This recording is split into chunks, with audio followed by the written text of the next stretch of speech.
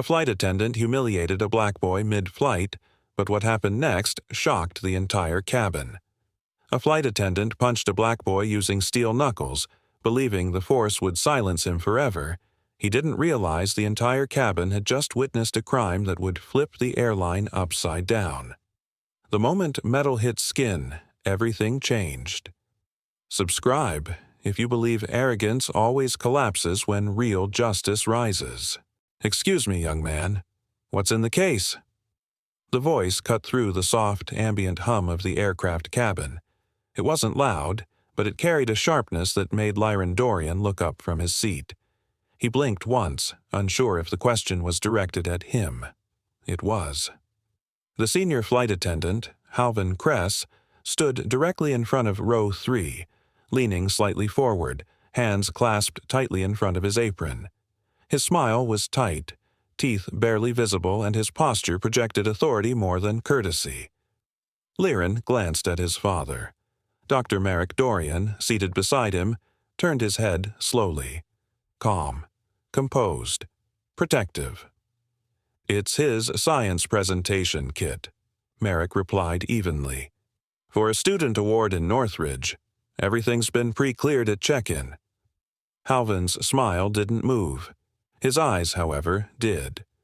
They dropped back to the silver-edged case resting neatly under the seat in front of Lyrin, matte black, about the size of a briefcase, with a subtle seal of the National Youth Innovation Council on the front. Halven squinted slightly, as though trying to read a hidden message in the emblem. "I see," he said flatly. "Just making sure everything aligns with our in-flight protocols." Marrek offered a polite nod, sensing the edge in the man's tone. "We've flown with it before. No issues." Halven paused, just long enough to stretch the silence. "Well," he said, turning, "rules have a way of evolving." And with that, he walked off toward the galley, his shoes clicking with unnecessary firmness on the aisle carpet. Marrek exhaled quietly and looked at his son. Lyrin had grown still. "It's fine," Marrek whispered, placing a reassuring hand on the boy's shoulder. "Focus on the award. Everything else is background noise." The aircraft lights dimmed slightly as the pre-flight announcements began. Outside, the terminal lights of Aravel shimmered through the portholes, but inside, a quiet tension had settled, one that only the Dorians and Halven seemed to notice. As the plane taxied onto the runway, Halven stood at the front, going through the safety routine with mechanical precision. His hands moved in exact motions, but his eyes occasionally drifted back, always landing on Lyrin's case. It wasn't just scrutiny, it was calculation. The aircraft lifted off with a subtle lurch, and as the engines steadied into their soft roar, the flight settled. Most passengers leaned back, adjusting pillows or pulling out tablets. Marrek opened a folder from his bag, showing Lyrin the itinerary for the Northridge ceremony, arrival time, venue, rehearsal schedule. Lyrin nodded, focused but reserved, occasionally peeking toward the window. A light tremor passed through the cabin. Turbulence, minor, but enough for Halven to seize a moment. He walked briskly down the aisle, pretending to inspect overhead bins. He stopped beside row 3 again. "Seatbelts, please," he said. "We're expecting intermittent disturbance." "We're buckled," Marrek said, showing his clipped belt. Lyrin did the same. Halven gave a tight nod but didn't move. Instead, he leaned in, eyes darting to the case again. "You're sure this device isn't transmitting anything? No sensors that might interfere with flight systems?" Marrek narrowed his gaze. "It's an offline demo unit. The only transmission it's ever done is hope." Halven gave a sharp exhale through his nose, a sound that wasn't quite a laugh. He stood upright. "Just doing my job." He turned and walked away again. But this time, Marrek noticed the way Halven flexed his left hand as he walked, fingers stretching under his fabric glove like testing resistance. That was the first time Marrek truly felt it. Not just suspicion, but threat. The seatbelt signs turned off, and passengers stirred again. Lyrin, still quiet, glanced at his father. "Can I use the restroom?" Marrek looked at him carefully. Yes, but stay where I can see you, and be quick. Lyrin nodded, gently picked up the case, and stepped into the aisle.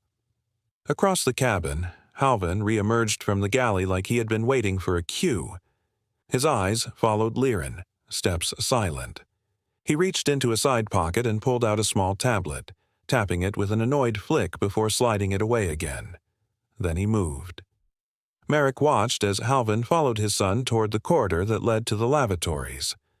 At first, it could have seemed coincidental, just a flight attendant checking movement, but Marrek had worked long enough in international civil missions to recognize surveillance from a distance. His instincts kicked in. He unbuckled but remained seated, tracking every step. The hum of the engine muffled cabin noise. He saw Lyrin stop near the lavatory door, likely waiting for it to open. Halven closed the distance. His hand rested on the wall as he leaned down to speak to Lyrin, body angled to block the view from passengers. Marrek couldn't hear the words, but he saw Lyrin take a step back, shoulders tightening. Then Halven gestured toward the case. Lyrin shook his head. Marrek stood. A man across the aisle raised his eyes, sensing something. Halven moved closer to Lyrin, and suddenly his posture shifted. His right hand came forward, but it was his left, subtly, tightening into a fist inside the glove. The fabric stretched. Marrek took a step down the aisle, urgency rising in his gut. Halven's voice was low but sharp. Marrek couldn't hear the words, but Lyrin's eyes widened. The boy hugged the case tighter. Marrek's walk turned into a brisk stride. 2 rows away. 1. Then Halven's lips moved again. His voice was almost inaudible, buried beneath the cabin's ambient hum. But Marrek heard it as he arrived at the corridor, his son pressed against the wall, Halven inches away, eyes narrowed like something had been triggered deep inside him. Rules are rules, especially for kids like him. Halven Kress took a calculated step forward, his polished shoe landing with the kind of precision that only someone trying to project authority would make. His left hand remained casually at his side, but just slightly clenched, as though gripping an invisible truth. The overhead lights of Skyreach Flight 781 flickered subtly in rhythm with the occasional shake of turbulence. In seat 7D, Lyrin Dorian rose with a polite nod to his father, clutching the slim gray case that held his presentation device. "Restroom?" he asked gently. Marrek looked up from the ceremony itinerary he was reviewing, nodded with a reassuring smile, and returned to his notes. "Don't take too long," he said warmly. Lyrin turned into the aisle, navigating the narrow space between the passengers with quiet ease. At 13, he moved carefully, aware of his surroundings but still too young to suspect what waited behind him. Just seconds after Lyrin passed, Halven stepped out from the galley, timing his movement with deliberate subtlety. His gaze was fixed, not on the aisle, not on protocol, but on the boy. From his seat, Marrek caught a flicker of movement. Something didn't sit right. Halven's body language was too rehearsed. It wasn't the normal rhythm of a crew member ensuring comfort. It was something else. He sat up straighter. A few passengers noticed Halven trailing the boy. A man in 9A blinked but said nothing. Another in 10C briefly glanced over his reading glasses, then went back to his novel. No one suspected what the senior attendant's mind was plotting, except perhaps Halven himself, whose clenched jaw revealed more than he knew. Lyrin reached the corridor near the lavatories. The space narrowed dramatically there, with the closed doors to the restrooms on one side and a tiny panel of emergency supplies on the other. The air was slightly cooler, the overhead lights dimmer. He glanced over his shoulder just as Halven arrived, too close. "Excuse me, sir," Lyrin said politely, attempting to sidestep, but Halven blocked the way. His voice, low and edged with a forced calm, slithered through the hum of the aircraft. "What's in the case?" he asked. Lyrin hesitated. "My presentation device. I'm going to a ceremony." Halven nodded slowly, his eyes never leaving the case. "Need to see it." Lyrin's brows drew together. But it was screened at security. My dad. This is a mid-flight safety check, Halven interrupted sharply. Standard when suspicious items are observed in carry-ons. Open it. The boy's fingers gripped the handle tighter, his knuckles paling. He shook his head softly. I don't think I can. My dad said. I said. Halven stepped closer, his breath now sharp in the confined space. Open it. He reached forward, not to take the case, but to grip Lyrin's shoulder. The contact made the boy flinch, his back brushing the wall of the lavatory. Lyrin's pulse quickened. The quiet hum of the engine now seemed distant, like a fading backdrop to a stage where something wrong was unfolding. Halven's right hand flexed, hidden beneath the cuff of his sleeve. The disguised steel knuckles pressed cold against his skin, a familiar pressure he hadn't felt since training simulations long buried in sealed reports. He wasn't supposed to use them. Not anymore. Not here. But something about this boy, his face, his tone, the way he clutched that case, ignited a memory Halven couldn't suppress. A courtroom. A verdict. A child who testified. His hands began to tremble, but he told himself it was duty. Back in the cabin, Marrek stood. He couldn't explain why, but his instincts screamed. Something was wrong. The casual energy of the plane had shifted. He stepped into the aisle, gently excusing himself past another passenger. Inside the corridor, Lyrin looked up, voice trembling. Please, sir, I didn't do anything. Halven's face twisted, not in rage but in determination fueled by something darker. His left hand remained on the boy's shoulder, but his right now lifted slowly. The fabric of the glove tightened, shaping around the metal beneath. The lighting glinted across his knuckles like a blade drawn in silence. The boy froze. Halven's voice dropped to a whisper, words nearly lost beneath the overhead hum and distant engine churn. This won't take long. The blow came without warning. A metallic crack sliced through the narrow corridor outside the lavatories, followed by the sickening sound of bone against steel. Lyrin's body jerked sideways as the steel knuckles, concealed beneath Halven's gloved fist, connected brutally with his left cheek. His head snapped back against the cabin wall with a dull, horrifying thud. A shallow gasp escaped his lips before he collapsed to the floor, one knee buckling first, then the rest of him folding in slow, disoriented agony. His small case slipped from his grip in the fall. The latch popped open on impact, and the presentation device he had protected so carefully skidded across the floor in a quiet arc, stopping near the foot of a passenger just exiting the lavatory. The silence that followed was louder than any scream, a charged vacuum of disbelief. Then a voice broke through. "Hey!" a passenger shouted from seat 14C, a young man in a dark blue hoodie who had just turned his head in time to see Halven lowering his arm. He stood, eyes wide, knocking his tray table in the process. "Did you just hit that kid?" Lyrin was curled slightly now, one hand covering his cheek, fingers already stained with red. His other arm trembled, groping for the wall to support himself. His breath came in short, stuttering gasps. He wasn't crying, but his silence screamed. Halven Kress took a single step back. His lips parted as if to shout something, but no words came.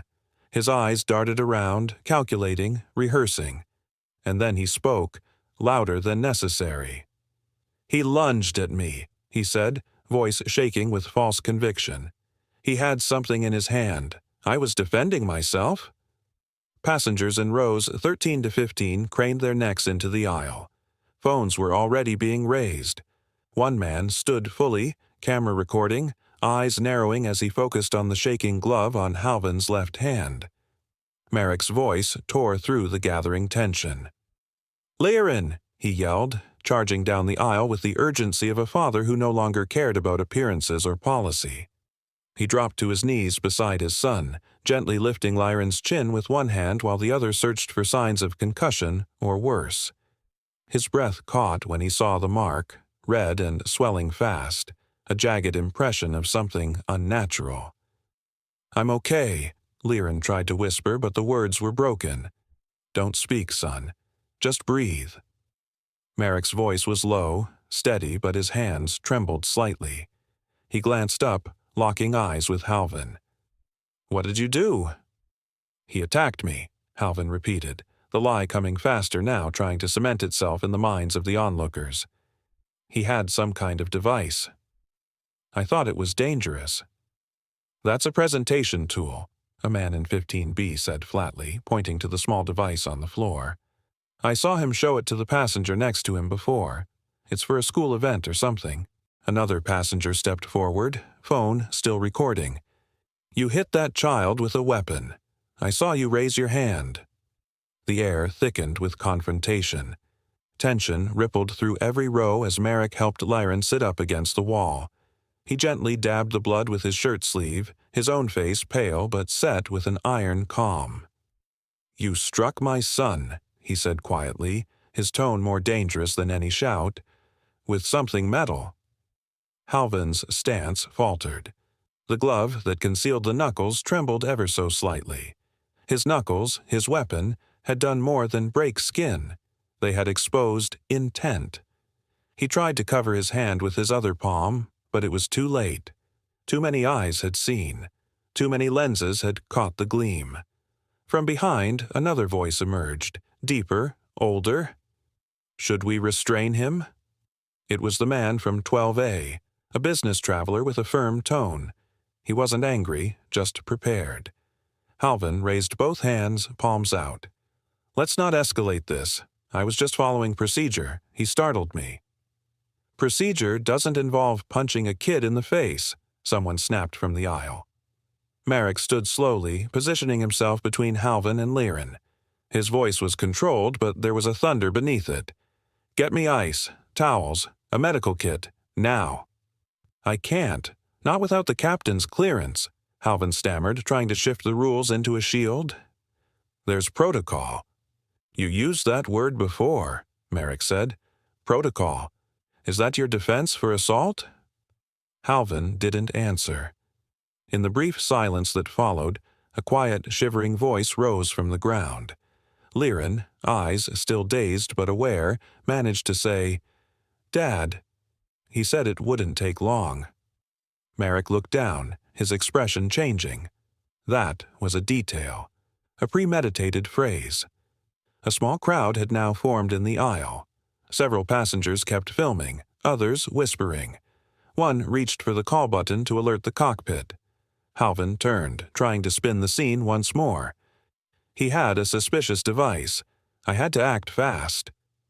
Marrek bent down, picked up the small presentation unit from the floor, and held it up for everyone to see. This is what you found threatening. It's unfamiliar, Halven muttered. You can't be too careful these days. A boy bleeding on the floor, a steel weapon hidden in cloth, and a line of passengers bearing witness, none of it looked like an accident. None of it sounded like confusion. And when one man finally said it out loud, it landed like a gavel striking oak. You punched a child with something metal. Halven's voice had barely faded when the cabin exploded into chaos.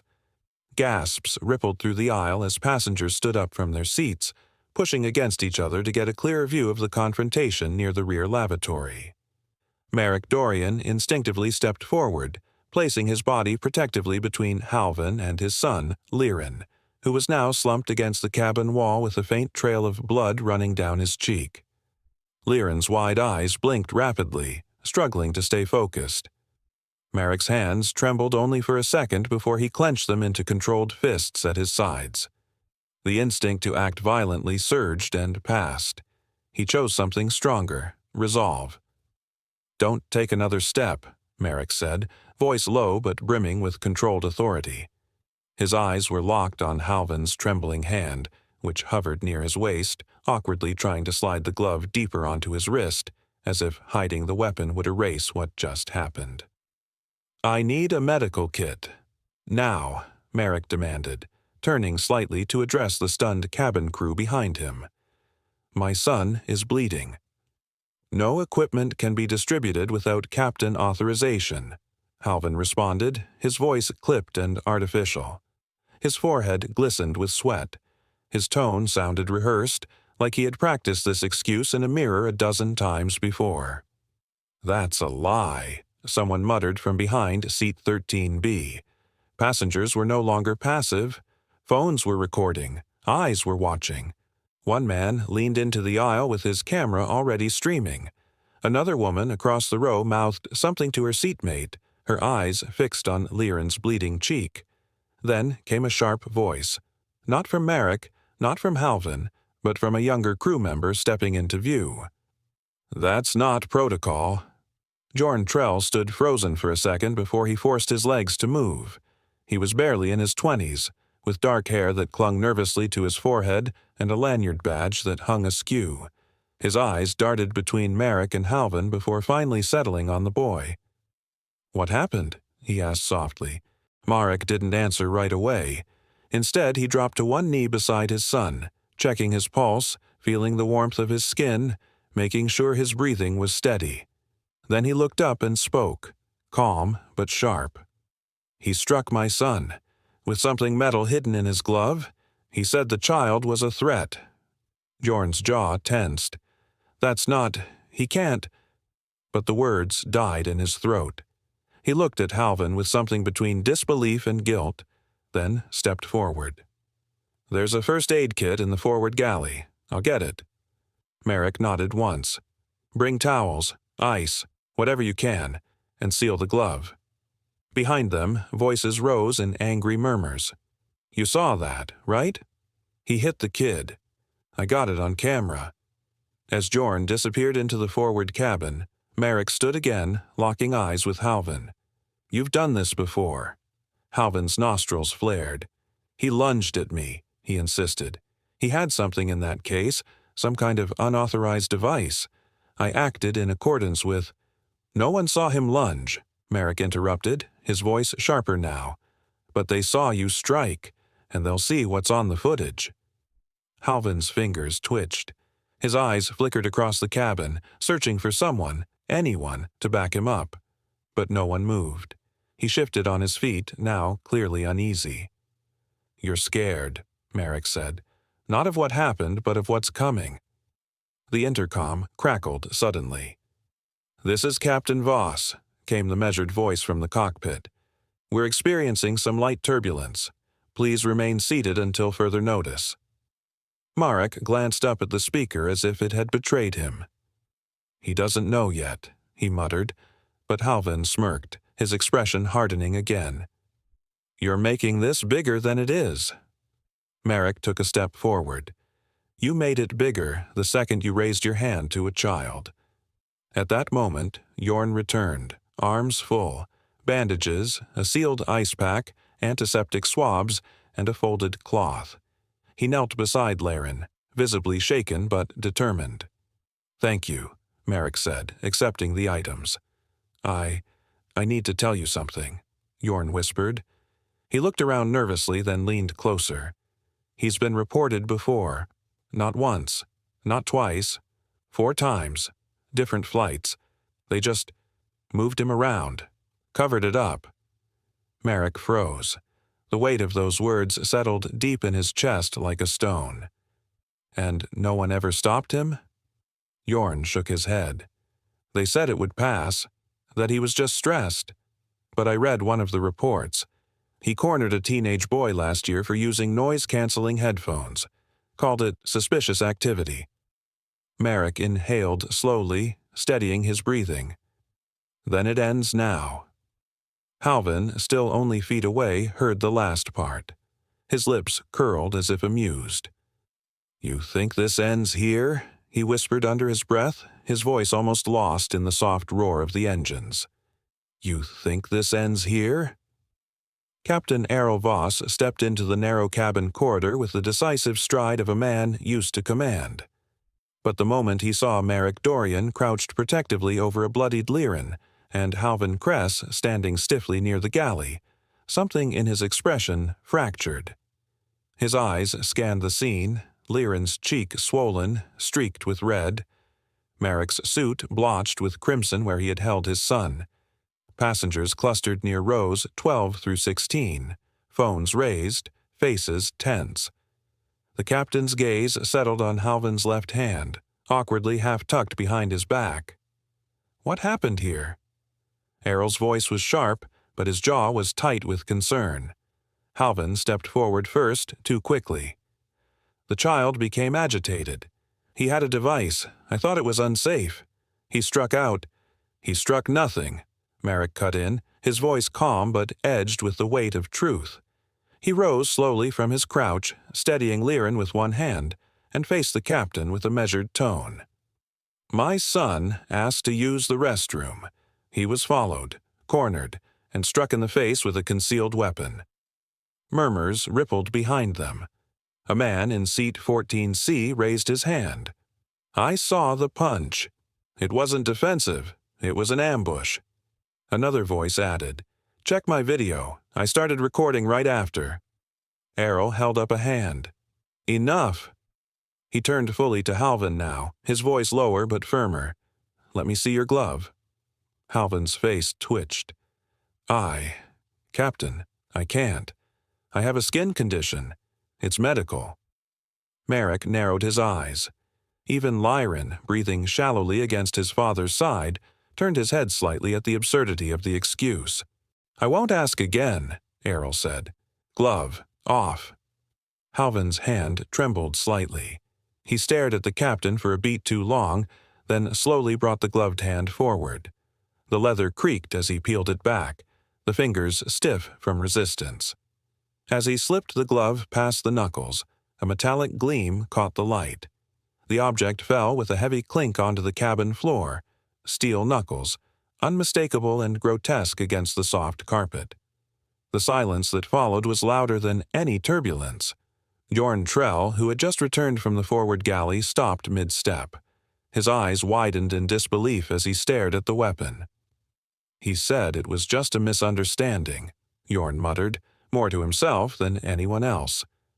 Captain Voss bent to pick up the knuckles, holding them up for all to see. His face was unreadable now, frozen somewhere between fury and disbelief. What are these doing on my aircraft, Halven? They're not mine, Halven stammered. I confiscated them from— No, Marrek interrupted again, quiet but commanding. You used them. The bruise on my son's face will match the curve of that weapon. You followed him. You struck him without cause. Passengers began stepping closer, handing phones toward the captain, others voicing agreement, a chain of witness confirmations forming a protective ring around the truth. Errol slowly stood and nodded. He turned to Jorn. Get the restraints. As Jorn moved to comply, Halven shifted his feet, eyes darting, calculating. But there was nowhere to run in a sealed aircraft at 38,000 feet. Errol remained composed. You'll be moved to a forward jump seat under full monitoring until landing. Do not speak unless spoken to. Jorn returned with the zip ties. Halven didn't resist, though his jaw clenched as his wrists were secured. Marrek watched every motion without flinching, but his mind remained tactical. He reached down and quietly retrieved Lyrin's presentation device, still lying near row 13. The latch was cracked, but the internal memory light blinked softly. He turned the device in his hand, remembering its real-time audio sync capability. If the logs survived the impact, they would contain every word Halven had muttered in the corridor, every threat, every false accusation. It was more than proof. It was insurance. As the captain led Halven down the aisle, whispers followed them. Cameras filmed. The narrative had changed. No longer was it Halven's word versus a boy's. Now it was exposed. Physical evidence, passenger testimony, and digital recordings, all converging on one undeniable truth. Marrek knelt again by Lyrin, gently brushing the hair from his son's forehead. You're safe now, he whispered. We're almost through this. But then Halven, half turned at the front of the cabin, stared at Marrek with an expression that had shifted from arrogance to something colder. His voice was low, almost inaudible beneath the hum of engines, but it carried just enough to reach Marrek's ears. "You have no idea who else is involved." Captain Voss gripped the intercom receiver as the metallic clatter of steel knuckles still echoed faintly in his ears. He didn't hesitate. "This is Captain Voss. Control, we have a confirmed onboard assault involving restricted equipment. Request immediate reroute clearance to Darnath Airport, Federal Landing Designation." His voice was composed but taut, the kind of calm only years of cockpit emergencies could forge. In the main cabin, passengers sat frozen, some still holding up phones, others lowering them in stunned silence. Halven Kress, now zip-tied and seated in row 2C under direct watch, shifted in place with twitching fingers and darting eyes. His breathing had changed, faster now, more shallow. Panic had begun to replace performance. Marrek Dorian remained crouched beside Lyrin, gently adjusting the makeshift cold compress over his son's bruised cheek. The boy flinched slightly, but the pain was bearable now, manageable. What wasn't manageable, however, was the growing web of deception that had almost suffocated the truth. Marrek's face was still, his mind anything but. He had seen this kind of manipulation before, in conflict zones, in boardrooms, in backdoor diplomatic tables. He knew when someone was playing out a script. He stood slowly and turned toward the rear of the cabin. The younger flight attendant, Jorn Trell, lingered near the service galley, visibly shaken but not yet broken. Marrek approached with quiet intensity. "Jorn," he said in a low tone, "there's something I need you to retrieve." Jorn blinked as if waking from a long daze. "What? What is it?" "The emergency flight log recorder. Rear panel, above the auxiliary storage. You know where it is." Jorn hesitated. "But that's only for flight failure events, or security alerts." "Exactly," Marrek replied. "I believe Halven tried to trigger a cabin-level threat flag. He needed justification. I need to see when that flag was logged." Jorn glanced toward Halven, who now sat with a glazed-over expression, lips moving almost silently, as if reciting something. His eyes never left the floor. Without another word, Jorn nodded and disappeared into the rear galley, slipping behind the curtain partition. Meanwhile, Marrek lowered into his seat again, checking his watch. Lyrin's presentation device sat in his lap, slightly scuffed but miraculously still functioning. A quiet blue light blinked near its base. Auto-sync protocol. Active. It had started uploading its encrypted logs the moment it had reconnected to the local wireless band. Marrek tapped the side of his watch and initiated a secure handshake with the device. Audio logs began funneling into his storage stream, layered, time-stamped, and archived. Lyrin's soft words from earlier, "Please, sir, I didn't do anything," played back in his earpiece like a memory-turned forensic proof. But Marrek wasn't relying solely on words. He wanted data, signatures, evidence with teeth. The cabin air had grown thick. Murmurs filled the aisles, passengers asking one another what would happen when they landed, others wondering aloud if the story might somehow flip. It wouldn't be the first time a child was painted as a threat in the name of protocol. Jorn returned faster than expected, his face pale and his hands slightly trembling. He clutched a data chip in one fist and slid into the row beside Marrek. "There was an entry," he whispered. "He tried to flag a level 2 passenger threat." Marrek narrowed his eyes. "Before or after the strike?" Jorn exhaled slowly. "After. It's time-stamped 32 seconds following the audio capture of the impact." That changed everything. "He wanted it to look like a preemptive defense," Marrek muttered half to himself. "But he got sloppy." Jorn nodded, staring at the floor. I think he's done this before, but no one ever pressed for a log audit. They just transferred him." Marrek took the chip and slipped it into his briefcase's hidden port. It was evidence now, federal level, no room for error. Overhead, the engines shifted pitch slightly. The descent had begun. Captain Voss returned to the cabin momentarily, his face tight with gravity. "We'll be on the ground in under 12 minutes, he said, addressing Marrek and Yorn. "Federal agents are already waiting at Darnath. Full medical and incident response teams are staged." "Has he said anything?" Marrek asked, glancing toward Halven. Voss shook his head. "Just muttering to himself." But the muttering was methodical, words repeated like a memorized mantra. "He's not just panicking," Marrek said slowly. "He's rehearsing." Voss looked concerned. "Rehearsing what?" Marrek didn't answer right away. He stared at Halven for a moment longer, then turned back to Voss. "Make sure they scan the flight logs, not just the footage. There's a deeper layer to this." He wasn't improvising. He was acting on something embedded. Voss frowned, then walked back to the cockpit. As the plane descended through the thickening clouds, emergency lights strobed faintly across the tarmac far below. Out the window, armored vehicles and response teams took position. Lyrin stirred again. "Dad?" Marrek leaned close. "You're okay. We're almost down." The boy nodded faintly. "Did I do something wrong?" "No," Marrek said, his voice firm yet gentle. "You just did something unexpected. You told the truth." The intercom crackled to life once more, the final word before wheels met runway steel. "Due to an onboard assault involving restricted equipment, we will be landing under federal jurisdiction." The aircraft began its descent with a subtle tilt, but inside the cabin, the tension felt like a storm pressing inward. Dr. Marrek Dorian kept his eyes locked on his son, Lyrin, gently wrapping a light blanket around the boy's shoulders. Lyrin's face was swollen on one side, the bruising deepening under the dim cabin lights, but his eyes remained alert. Marrek leaned in, brushing a strand of hair from his son's forehead.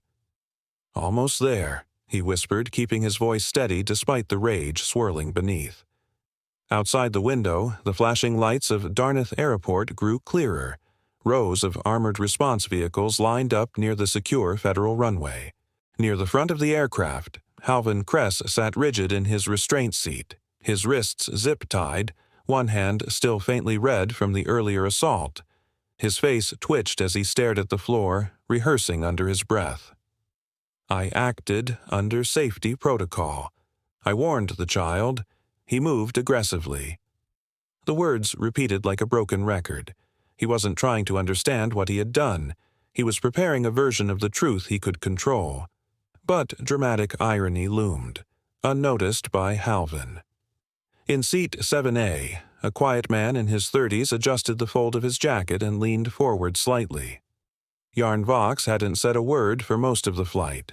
Clean-shaven, with dark eyes that missed nothing, he now slipped a leather badge case from his coat pocket and stood. Approaching the front of the cabin, he spoke in a low but authoritative tone to Captain Errol Voss, who had just exited the cockpit to check on landing protocols. "I need a word, privately," Yarn said, flashing the badge with the insignia of the Federal Transit Integrity Commission. Captain Voss blinked. "Sir?"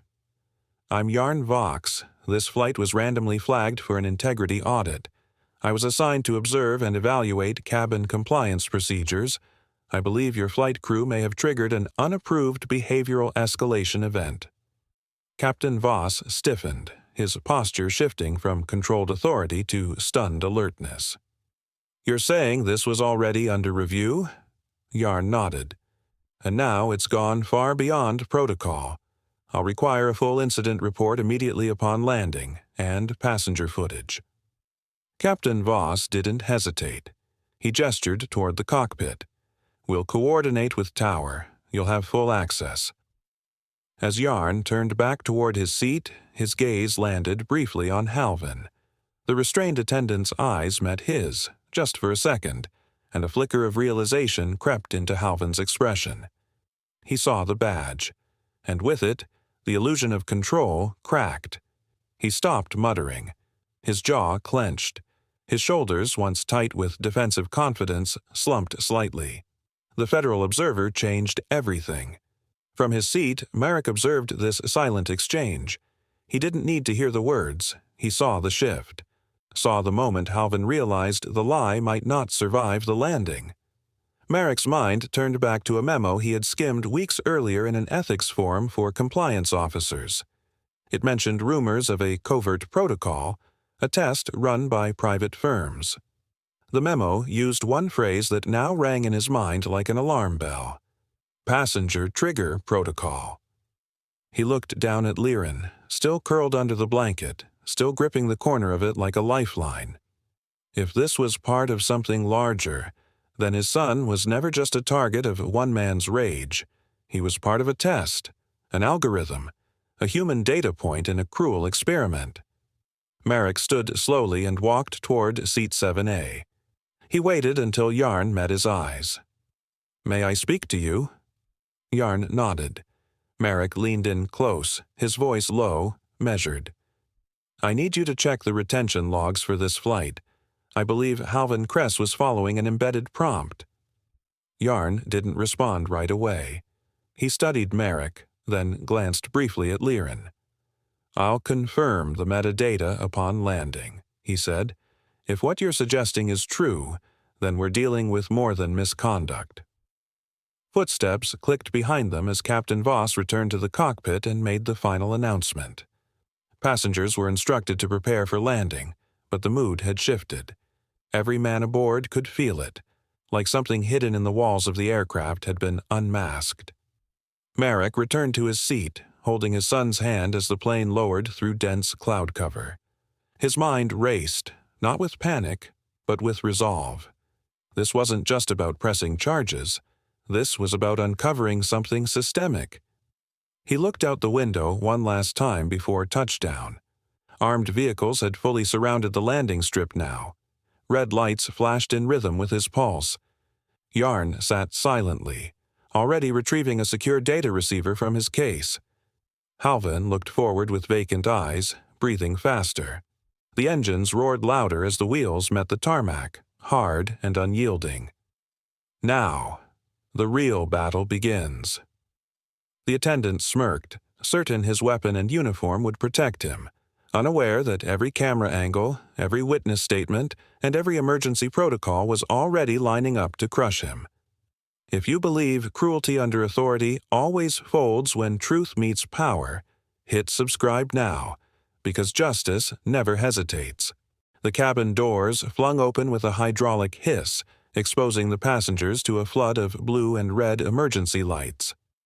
Armed federal agents surged in with calm precision, voices low but firm, scanning every row for potential threats.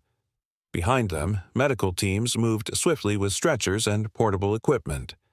One EMT, a tall man in his 50s with streaks of silver in his beard, reached for Lyrin first. The boy flinched as the light hit his face, revealing the bruise still darkening under his eye. Marrek gently guided the medic's hand. "Go slow," Marrek said. "He's still processing." Lyrin nodded faintly, gripping his father's sleeve as if afraid of being separated. "You'll be okay," Marrek murmured, brushing a hand over his son's hair. "I'm right here." Halven Kress was yanked upright by two agents who had been waiting just outside. His wrists were already bound, but he tried to straighten his posture, muttering legal phrases under his breath as if summoning armor. "I demand independent representation. You have no right to—" "Save it," one of the agents cut in, his voice like gravel. "We've seen the footage." Halven's eyes flickered. His bravado faltered, the mask of control cracking. As the agents pulled him past the passengers, he twisted his neck, trying to look for a sympathetic face. There were none. The aisle was lined with silent witnesses, some with phones still recording, others frozen with expressions of disbelief and disgust. Marrek stepped forward with calm precision, steel knuckles in one hand, encrypted device in the other. He held them out like evidence in a courtroom, his voice even and resolute. "These were used in the assault," he stated, and this captured the audio. One of the federal officers, a tall man named Agent Varin, nodded and took both items. "We'll verify chain of custody and begin metadata syncing. "Thank you, Dr. Dorian." "I want to speak to whoever's in charge," Marrek replied, lowering his voice. "There's something larger at play here." Varen narrowed his eyes. "What are you implying?" Marrek didn't answer immediately. He watched as Halven was led down the steps onto the tarmac, flanked by agents. Behind them, the flashing lights of ground response vehicles illuminated the night with eerie consistency.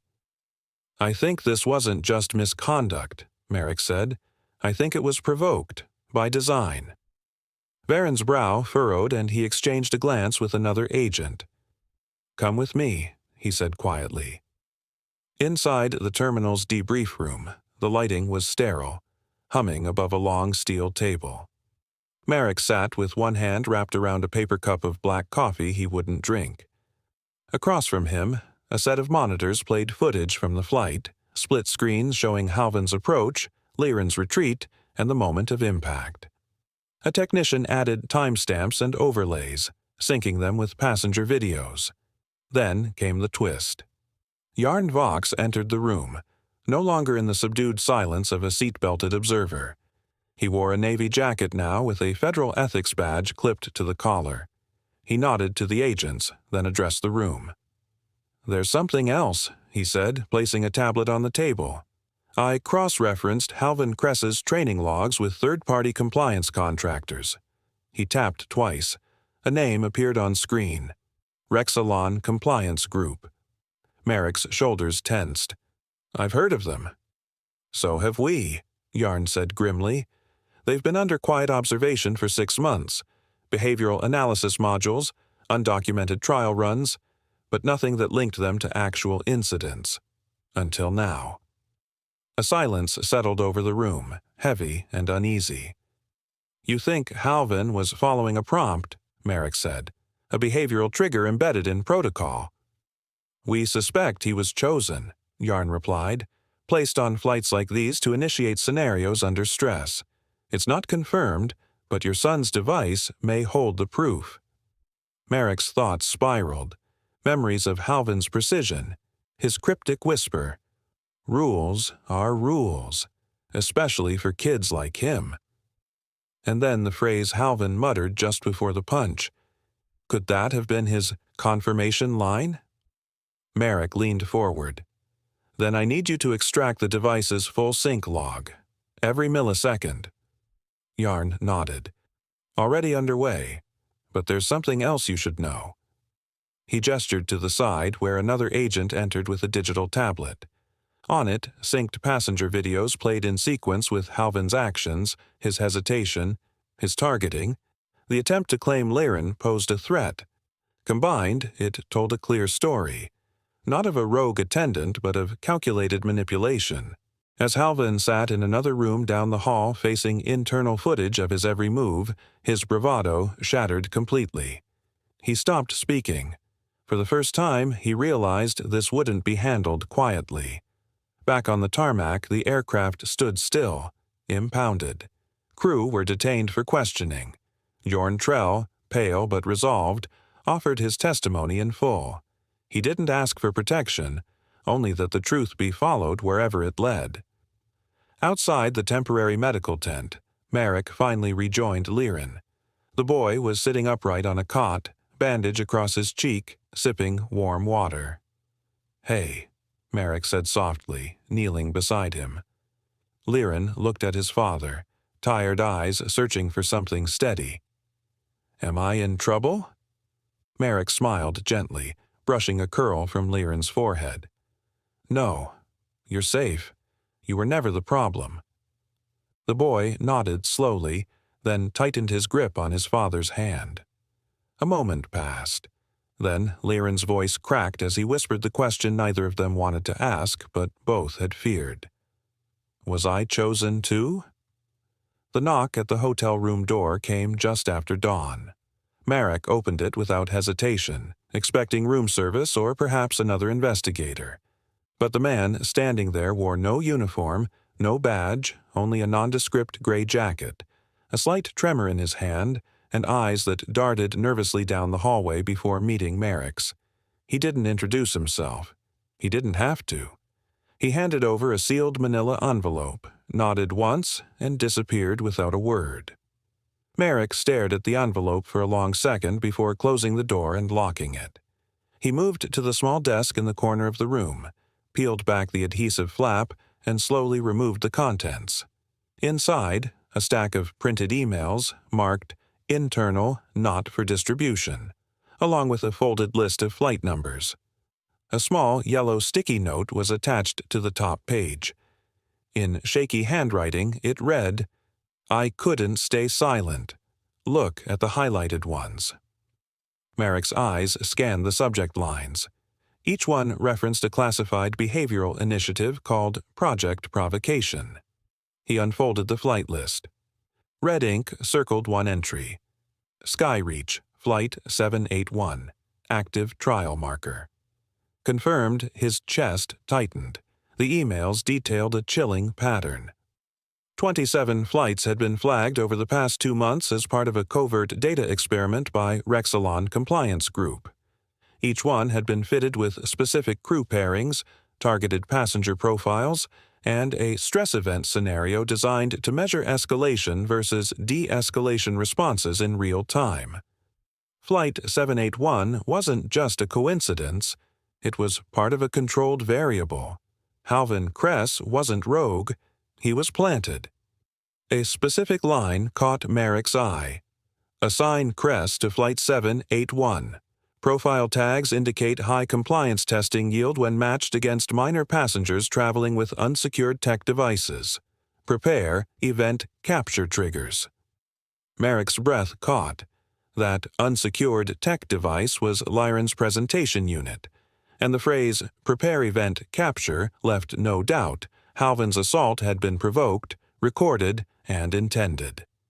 Marrek stood abruptly. He opened his encrypted briefcase, placed the envelope inside, and sent a secure ping to Yarn Vox. Less than an hour later, the two men met in the private conference suite at the Federal Annex near Darnath Airport. "This isn't just misconduct," Marrek said, spreading the documents across the polished glass table. "This is engineered abuse. This is systemic." Yarn leaned forward, reading quickly. His expression shifted from curiosity to cold determination. "We'll move now. Tribunal level. Executive summons." The gravity of the moment landed heavily in the silence that followed. Marrek, who had spent years training others in ethics enforcement, now found himself at the epicenter of an industry deception deeper than he had imagined. The burn on Lyrin's cheek, the metallic thud against the corridor wall, it had all been part of a calculated sequence. Still, there was more. As Yarn turned the page, he paused. "What's this?" he muttered. Another internal memo. This one detailing Halven's behavior coaching, response scripts, verbal framing techniques, and an algorithm-generated prompt sheet that assessed how to escalate tension without crossing overt physical lines unless an event capture threshold was breached.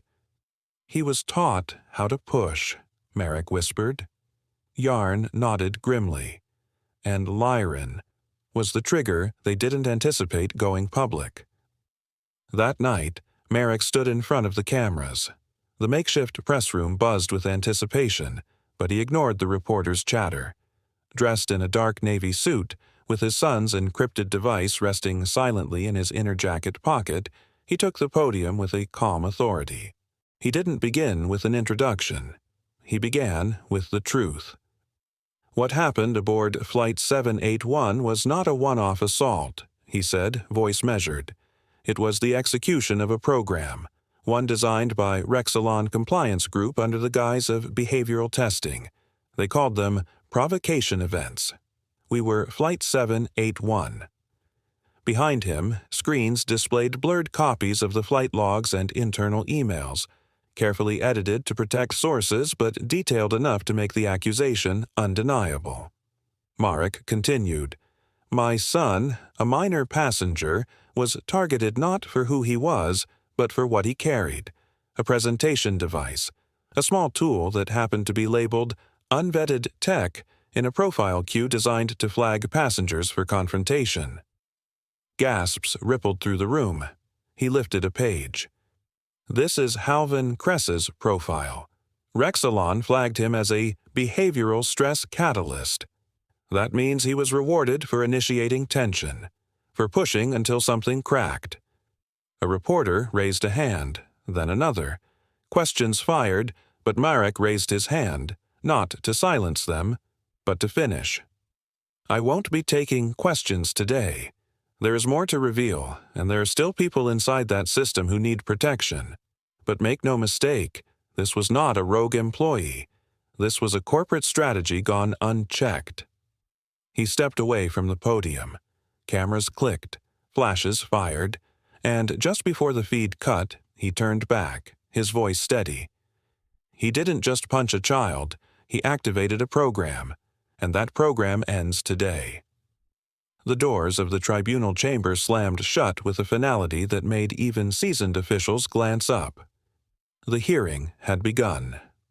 Dr. Marrek Dorian entered the grand circular hall flanked by 2 private security officers, his posture unflinching, his gaze locked forward. Lyrin walked just a half step behind him, head low, a small earpiece tucked discreetly under his collar so his father could speak to him if needed. Murmurs rippled through the audience gallery as the 2 took their seats at the front row of the prosecution's platform.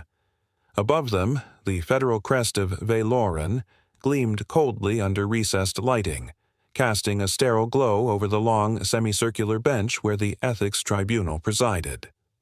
The chief arbiter, Counselor Dane Mervick, signaled for silence. We are now in session under Protocol Red 1, due to the classified nature of the provocation events report. Let all statements be recorded, and all devices remain in audit mode. No opening remarks, no pleasantries. The urgency was too sharp, too real. Rexelon Compliance Group's legal team stood first. Led by Director Tom Belvin, a stiff, silver-haired executive in a Navy 3-piece suit, the company wasted no time trying to disarm the narrative. The program in question, Belvin began, was never intended for live deployment. What occurred aboard Skyreach Flight 781 was a misapplication of a theoretical behavior mapping tool under independent contract review. We deeply regret, Marrek rose without waiting to be recognized. His voice, calm but undeniable, cut across the room. Then let's stop pretending you didn't design it for deployment, because I have your deployment schedule right here. He walked steadily to the evidence panel, inserted a coded data key, and displayed the first of several internal emails. The screen lit up behind him, showing subject lines that made the audience shift uncomfortably. Trigger pairings approved, field operator compliance testing, and Q for timeline, youth device inclusion. He turned to the council. These aren't test logs, these are rollouts. A heavy silence followed. Counselor Mervick gave a small nod. Continue. Marrek clicked again. A second screen illuminated. This is Halven Kress. 30 seconds before striking my son. He didn't just act out of rage, he followed protocol. He played the clip. Halven's voice came faint and distorted, but unmistakable. Target confirmed. Small tech case, estimated age 13, proceeding with prompt. Gasps broke out across the chamber. Lyrin shifted in his seat, jaw tense. The camera caught his reaction, but he didn't look away. He wanted them all to see the boy behind the bruise. A federal prosecutor, Adrian Kell, stood next.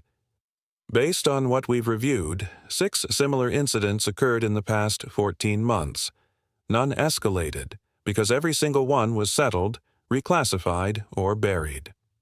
He paused, letting the words breathe. What we're witnessing is not negligence. It's design. Marrek stepped back, breathing deeply, remembering every sleepless night since the flight, every scan of Lyrin's injury, every parent who messaged him with stories too late to stop the next one. Now it all stood before the law. Call Halven Kress, Mervick finally said. There was a long pause. Then, flanked by 2 marshals, Halven entered the room. The lighting seemed to dim slightly as he walked, his face drawn, his gait unsteady. He took the stand under conditional immunity. "I was trained to handle escalations," he said, voice hollow, "but not like this." "What were your incentives?" Marrek asked from across the room. Halven blinked. 500 per verbal diffusion. 1,000 if the flagged passenger displayed emotional noncompliance. That's what they called it, noncompliance. "I didn't think," he paused. "I didn't know the target would be a kid." He looked toward Lyrin. For a second, guilt cracked through his expression like sunlight through a crumbling wall. But Marrek didn't flinch. He met the man's eyes with silence sharp enough to make him look away. The tribunal recessed briefly, and when they returned, their verdict was swift. Counselor Mervik stood. "The tribunal finds the Provocation Events Initiative to be in direct violation of passenger integrity laws, psychological safety protocols, and ethical chartered limits. Effective immediately. The program is suspended. Rexelon Compliance Group shall forfeit federal clearance, and a new Ethics Oversight Board will be established by unanimous vote." Flashes from the press gallery lit up as the decision was read aloud. The impact rippled far beyond the chamber. As Marrek exited the building, reporters surged forward.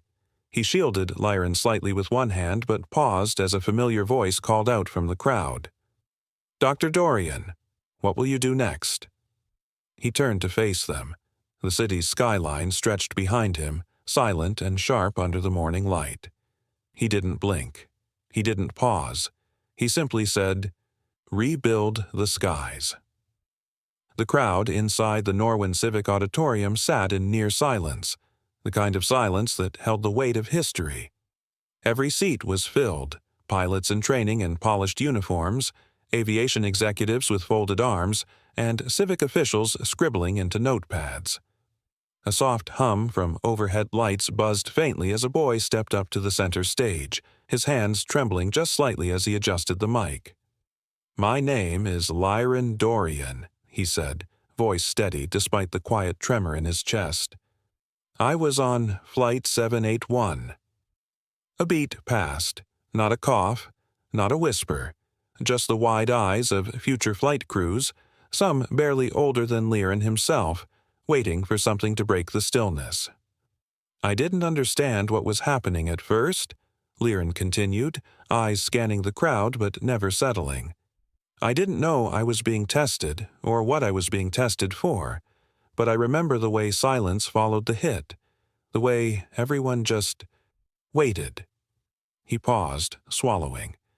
"My voice shook that day, but the silence afterward was even louder." Somewhere in the audience, a cadet lowered his gaze. From the wings of the stage, Dr. Marrek Dorian watched his son speak, not with pride alone, but with a cautious resolve. This wasn't just a speech, it was a signal that Lyrin was ready to carry his part of the legacy.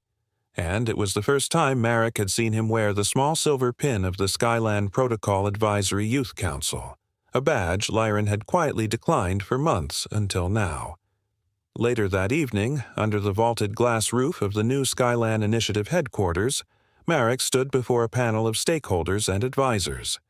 A digital map behind him displayed a growing web of airports and carriers now enrolled in the Skyland Protocol Training Program, nearly triple the initial forecast. "We're not here to simulate chaos," Marrek said calmly, addressing the room.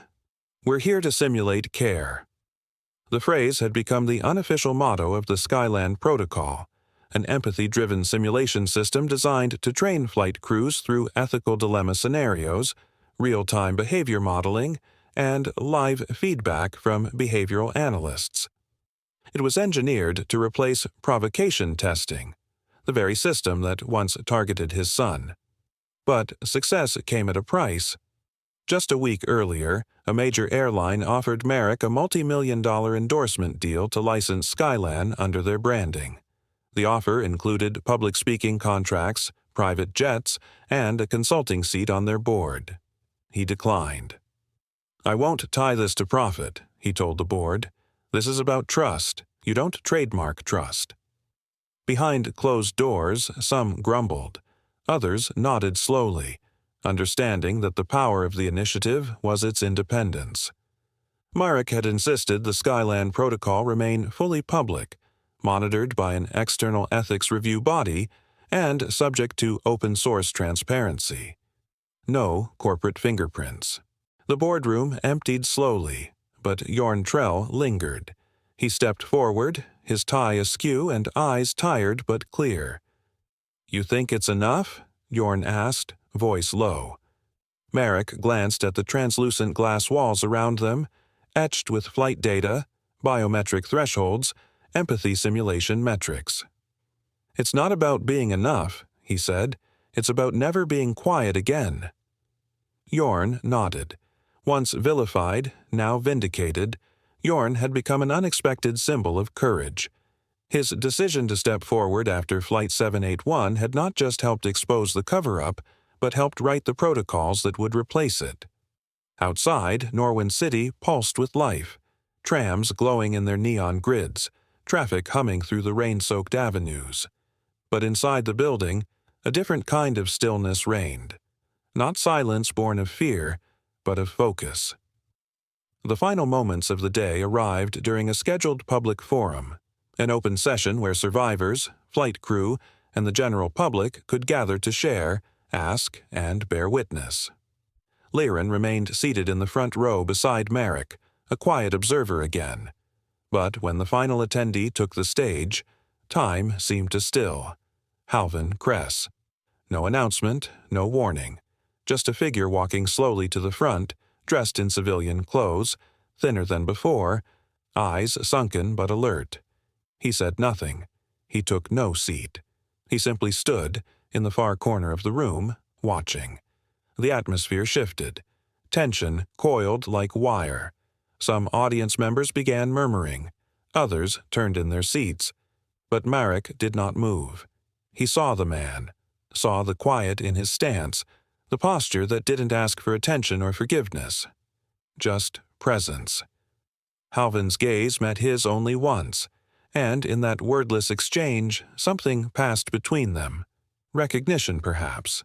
Not of peace, but of weight, of what had been, and what had become. Marrek remained still. He didn't speak, didn't rise, and neither did Halven. The moment stretched, fragile, trembling, and then ended. Halven turned, walked out of the chamber, and disappeared into the Norwind dusk. Lyrin leaned in toward his father. Was that really him? Marrek nodded once. Yes. He didn't elaborate. He didn't need to, because sometimes the truth doesn't arrive with noise or clarity. Sometimes it stands quietly in the back of the room and waits. Some truths speak louder without a sound. A new aircraft rolled out on the tarmac, its polished body catching the afternoon sun as the press cameras snapped in bursts. Across its side, written in elegant, dignified lettering, were the words, "Flight Lyrin, Passenger Integrity Carrier." The name alone turned heads, but it was the presence of the two figures walking toward it that silenced the crowd, Dr. Marrek Dorian and his 13-year-old son, Lyrin. A quiet but steady breeze pushed at their jackets as they stepped onto the red-lined tarmac path. Lyrin's eyes scanned the aircraft slowly, his lips parted, breath caught between awe and memory. Marrek said nothing. His face was composed, but his grip on Lyrin's shoulder was firm, protective, not from threat, but from the emotional current running beneath them both. The inaugural ceremony had been arranged with minimal fanfare at Marrek's request. No confetti, no fake speeches, he had said during the planning call. Only truth, only direction. And yet, even with restraint, hundreds had gathered behind the media rails.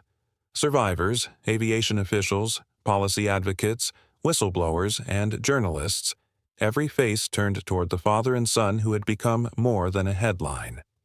As they neared the base of the boarding ramp, a uniformed steward stepped forward, holding a crisp boarding pass with gloved hands. He nodded to Marrek respectfully. "Dr. Dorian, you're pre-cleared, seat 1A." Marrek accepted the ticket with a measured nod, his expression unreadable. The cameras clicked rapidly. This was the image everyone had waited for. The seat once denied, now rightfully restored. But as the crowd leaned forward in anticipation, Marrek did something unexpected. He paused. Then, scanning the bystanders, his eyes landed on an older man standing quietly near the back, a retired schoolteacher, gray-bearded, with a cane in one hand and a modest backpack slung over one shoulder. Their eyes met. Marrek walked to him slowly and extended the boarding pass. "You go first," he said, gently pressing the ticket into the man's stunned hands. The teacher looked back and forth between Marrek and the boarding ramp, speechless. I don't understand," he murmured. "You don't need to," Marrek replied, his voice soft. "Just walk with dignity. That's what this flight is for." A moment of stillness followed, then a roar of cameras and applause. The teacher bowed his head slightly, tears in his eyes, and made his way up the ramp. Every angle was captured, but none distorted the purity of the act. That single gesture fractured the narrative. No longer just a story of injustice, but of transformation. Inside the terminal, the changes were already visible. Along the departure walls stood large digital panels, transparent ethics monitors, displaying real-time compliance statuses for every crew member aboard outgoing flights. Name, certification date, psychological evaluation timestamp, last passenger grievance. Everything passengers once feared was hidden was now in plain sight. A soft green glow indicated full protocol alignment. Yellow showed pending evaluations. Red meant grounding.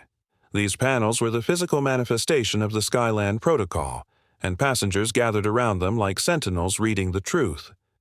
When asked how the system worked, one of the protocol designers, a young man from Veltrin Technical Academy, answered simply, "We don't monitor for perfection. We track behavior. Transparency protects trust." In the press conference that followed, Marrek stood on a modest platform while Lyrin sat quietly in the front row, fingers laced over his lap. He wasn't hidden away or made a prop. He was present, anchored. The room hushed as Marrek stepped forward. "I've been offered a dozen partnerships," he began.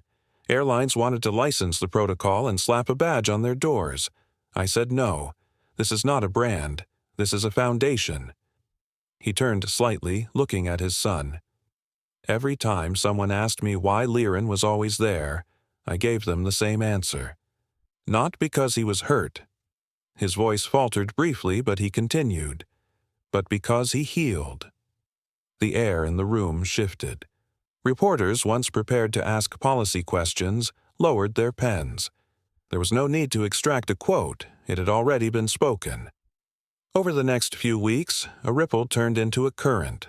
Survivors from past suppressed incidents came forward, submitting testimonials to the Skyland Review Board. Many had suffered quietly, believing their experience was an isolated failure of one employee or one flight.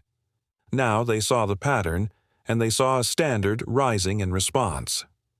Back at Norwin Terminal, Marrek refused to do interviews alone. When cameras showed up, he always gestured toward Lyrin first.